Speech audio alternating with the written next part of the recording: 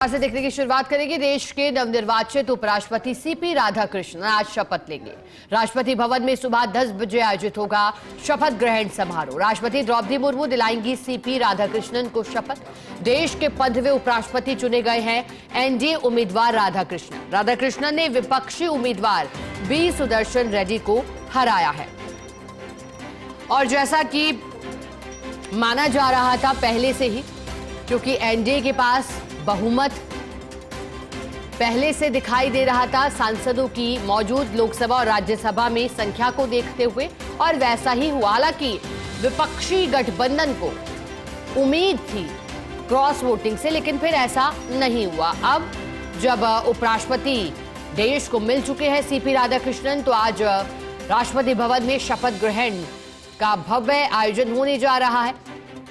चंद्रपुरम राधाकृष्णन कौन है, television screen पर एक तरफ उन्हें जानिएगा। कोयम्बटूर से लोकसभा सांसद चुने गए थे 1998 में।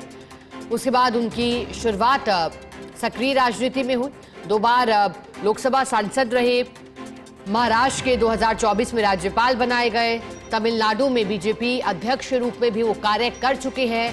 तमिलनाडु के मोदी कहलाए गए और दक्षिण से आते हैं। 20 अक्टूबर 1957 को उनका जन्म हुआ था।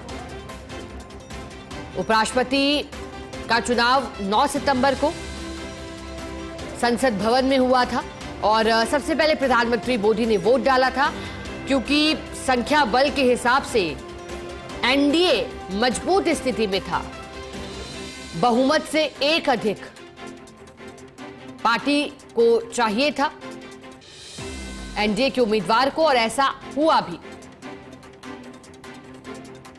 उपराष्ट्रपति चुनाव जब हो चुका है, तो अब चंद्रपुरम राधाकृष्णन आज शपथ लेंगे। दरअसल उपराष्ट्रपति बनने के लिए भारत का नागरिक होना, 35 वर्ष की आयु पूरा कर लेना और राज्यसभा के सदस्य बनने के योग्य होना, ये तमाम योग्यताएं होनी चाहिए। और इसी के बाद चंद्रपुरम राधाकृष्णन को जब फिट पाया, तो फिर उनके नाम का ऐलान किया गया।